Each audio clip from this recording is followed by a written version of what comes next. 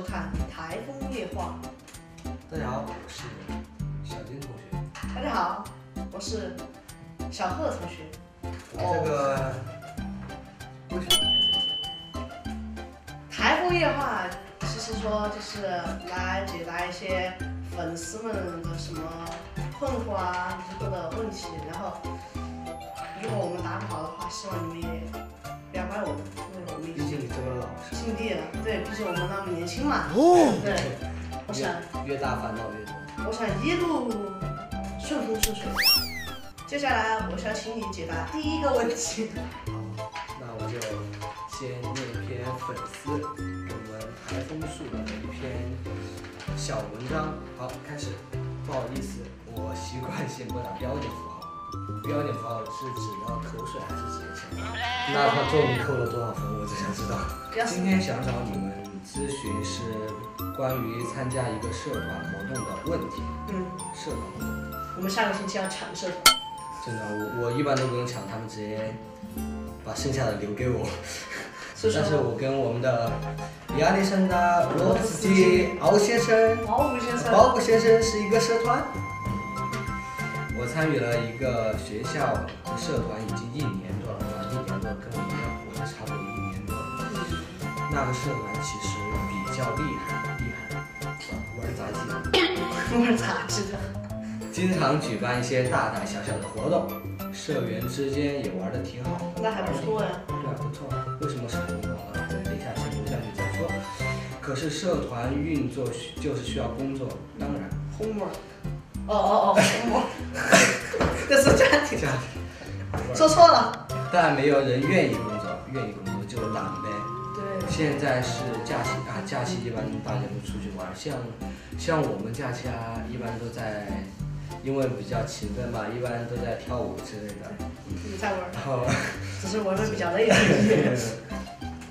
只有我自己苦恼工作，在意工作，其他人也是不闻不问，但最多就是工作完了说句辛苦，自己越做越不开心，感觉没人会在意。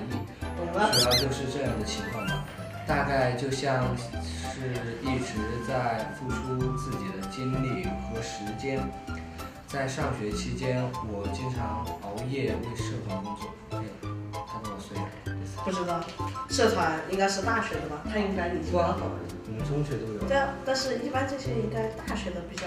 熬夜工作，因为高中吧，可能实在是真的是太忙了吧，可能就他一个人在一起。责任心很强。大家似乎都觉得这是理所当然，就没人会在意。我自己不知道这些到底值不值得。值得。首先呢，我是这个肯定是值得。对。因为你加入社团，肯定这个社团肯定是你一个兴趣爱好。然后你进入这个社团，并不是去在意别人的想法，而是把自己给做好。就是不想，就是改变自己的初心嘛。然后就是说，自己的兴趣爱好在这儿，就是把它坚持下去。虽然别人现在可能不理会你，但是只要你去，别人看到这些东西，会打动别人。对，别人肯定会来这个社团，会被你所打动的，而且也会跟你成为好朋友。然后那些表面上看起来跟你不错的人，实际上会跟你不是同一路的。对。好，是我自己的心态问题吗？始终问题不在于他，其实都是在于他这些朋友给，就是表面上的朋友，就感觉别人说一句辛苦了也是很敷衍的那种，也不能怪他，因为就一起去逛街，然后这个人真的是在逛街，而那个人其实是来陪他逛街，结果就在那玩手机。然后我该怎么办？毕竟付出了1年多了，就继续把它做好，吸引更多人来这儿。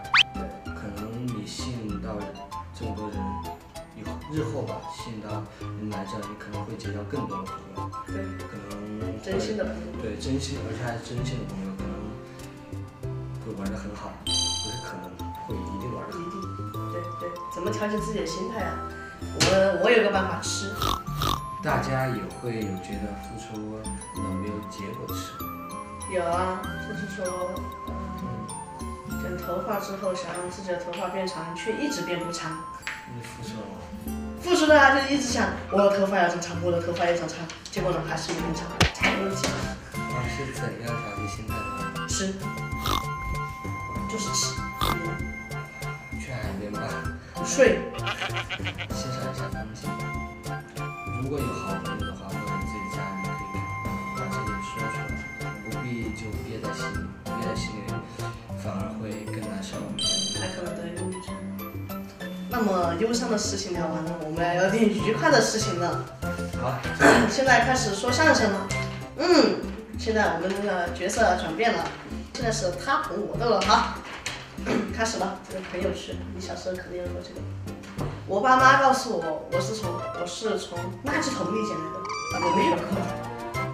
有过。垃圾桶里捡的，于是我每次走过路边垃圾桶，都会往里面看几眼，自己也想捡个小孩。那时候同一个幼儿园的孩子，大家都是从垃圾桶里捡的，只有一个孩子说是从海边捡的，当时觉得他好高级哦。小时候，锅盖们小时候有没有问过爸妈自己是从哪里来的？爸妈是怎么回答？从哪里来的？我也有被我爸妈说过是从垃圾桶里捡的。这个姐姐，你是不是对面那个公司垃圾桶？我跟你说，我每天看你好几眼了，肯定就是你，对不对？为什么每天都要看别人小姑娘？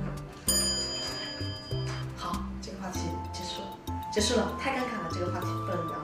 好，现在已经凌晨3点了，结束了，拜拜。回家。准备稿子。你买娃娃就买娃娃吧，你干嘛？我这是抓的娃娃好吗？全部是抓的，你看到的 every 娃娃。怎么结束了？我开机了呀！哎呀，哎，等一下，你要是